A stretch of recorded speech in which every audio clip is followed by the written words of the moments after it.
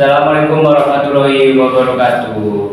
Selamat datang pemirsa di podcast Anak Muda. Pada kesempatan kali ini hari yang spesial nih, hari ini sangat spesial dan di mana kita kedatangan pemateri yang spesial.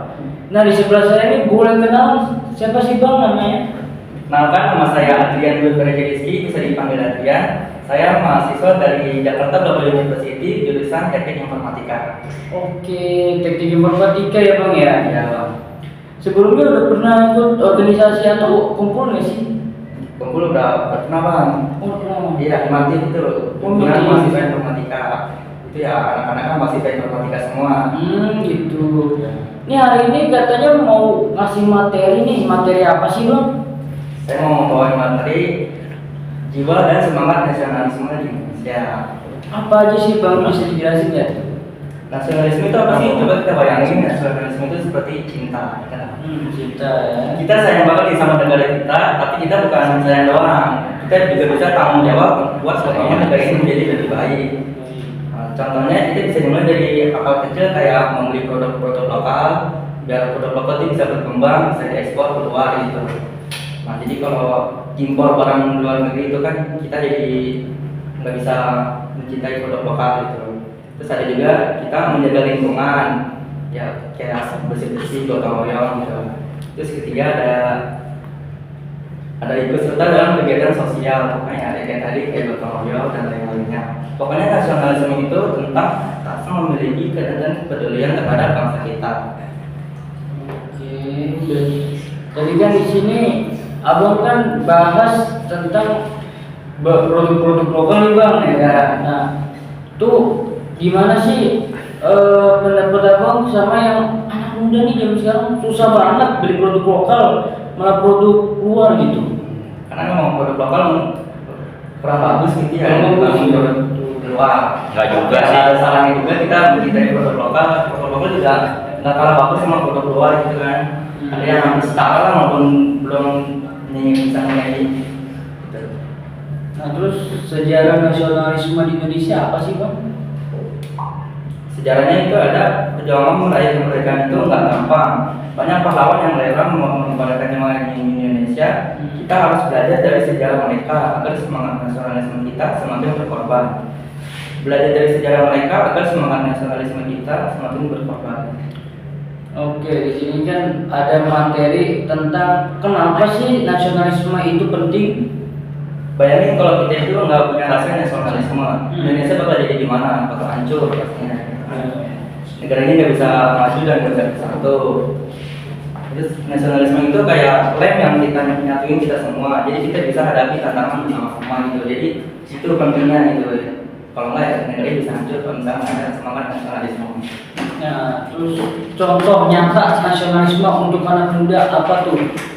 Contohnya ada banyak banget nih anak muda yang keren-keren. Ada yang bisa bikin aplikasi buat petani, kan memudahkan petani.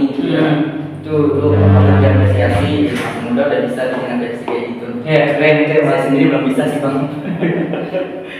Terus yang kedua ada yang bikin gerakan penghijauan, nah ini juga lumayan penting ya kan, reboisasi itu juga lumayan orang di Indonesia. Kita produk lokal Dari dari lokal ya gitu lah. Itu bisa juga contoh nyatanya. Nah, di sini kan ada tantangan nasionalisme di era digital atau era modern. Apa tuh Bang? Tantangannya ya di era digital ini kita gampang banget terpapar budaya asing, tapi jangan sampai kita lupa sama budaya kita sendiri. Kita harus bisa membedakan mana yang baik dan mana yang buruk gitu. Jadi ya harus bisa tahu lah kita bagi masa nggak tahu mana yang baik mana yang buruk gitu. Berarti ini kan digital ya modern. Berarti ada sangkut pautnya dengan sosial media nih Bang. Ya. Tuh bagaimana sih Bang biar budaya kita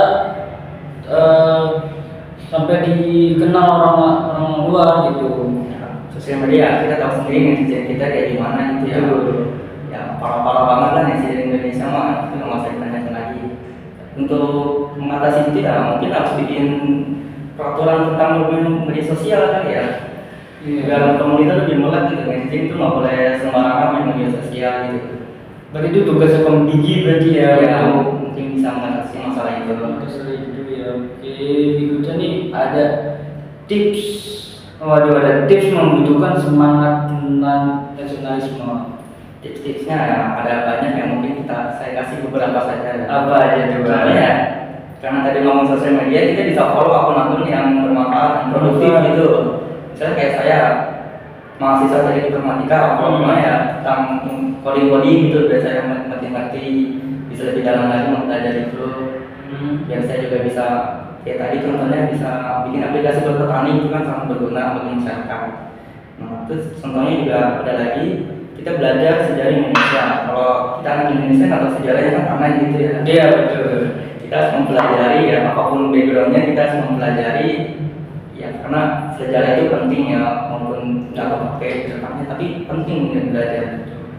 Terus yang kedua ada ikut komunitas positif ya, apapun itu ya, kayak organisasi gitu yang bermanfaat gitu, kayak saya ikut Himatif gitu, itu yang lumayan penting. Terus juga ada kumpulan-kumpulan yang lain gitu lah yang positif gitu ya.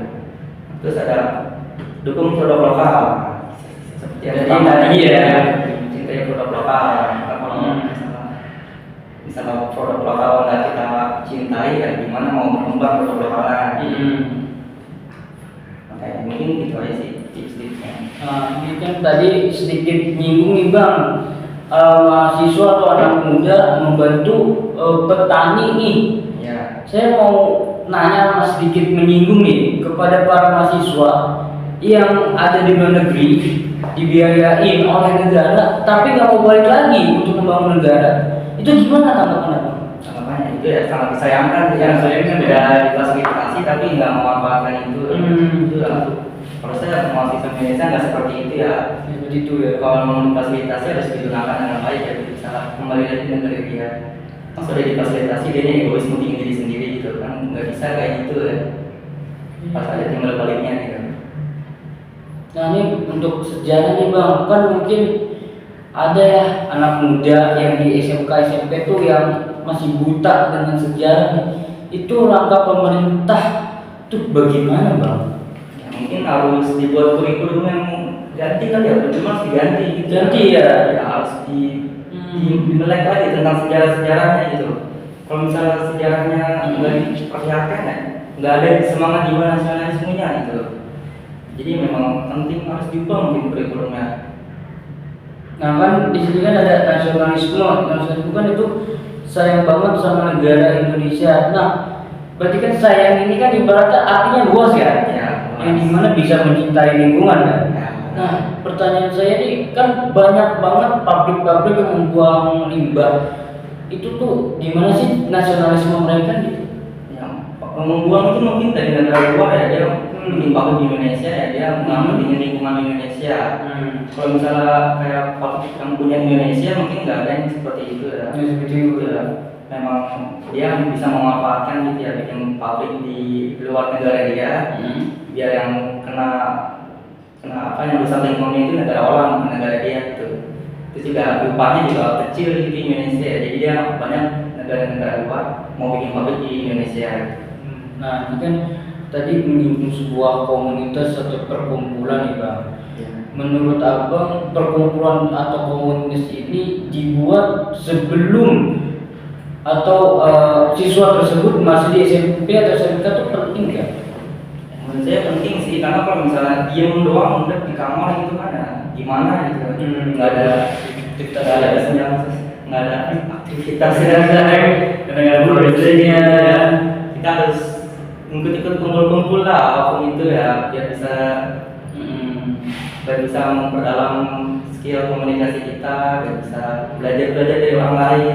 Kalau misalnya di dalam kamar doang itu kan nggak bisa belajar, kita bisa sih cuma lebih enak aja belajar sama orang-orang gitu. istilahnya lebih terbuka lagi berarti ya, atau istilahnya lebih apa ya, produktif lah ya. Ya lebih produktif. Kalau misalnya nanya langsung gitu kan langsung dijawab gitu kan. Kalau misalnya belajar virtual gitu kan kita nanya jawabnya kapan gitu, mungkin bisa nggak ditanya kan gitu. Jawabnya berapa hari yang lalu. Betul kan? Nah ini contoh, ada nggak sih Bang contoh lain di nasionalisme untuk anak SMP atau SMK? Contoh lain maksudnya kayak gimana gitu? Kayak misalkan ikutin upacara gitu. Oh, Ada nggak contoh lain di SMP SMK gitu? ya terus SMP ya ikut upacara itu termasuk jiwa semangat nasionalisme gitu ya. Iya. Tapi ya nggak cuma ikut upacara-upacara doang sih, kalau di sekolah ya bisa ikut OSIS itu. Osis bisa, pemikiran PR juga bisa ya. Itu juga bisa. Terus juga ada yang lain-lain gitu, kayak nggak cuma OSIS gitu, organisasi di sekolah juga ada banyak juga kayak Pak Taruna, Pramuka gitu juga bisa diikuti gitu. Nah kan ini ada tantangan ya di lagi-lagi era digital nih bang, kan banyak banget ya.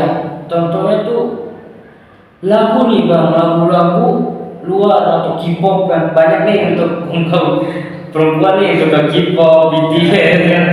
Itu gimana itu nasionalisme mereka gitu, biar lagu Indonesia tuh disukai sama mereka tuh.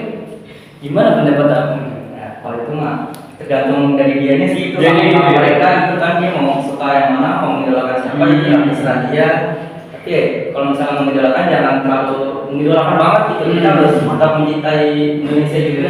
Jangan lupa Indonesia, mencintai atau mengidolakan orang-orang kayak hip hop gitu ya boleh aja, tapi jangan berlebihan. Jangan terlalu fanatik juga ya, Pak. Yang fanatik kan kadang ada yang suka kayak Taehyung gitu kan, Taehyung kan, Jungkook gitu kan, kayak apa ya, Lebih gitu mah. berlebih sampai itu.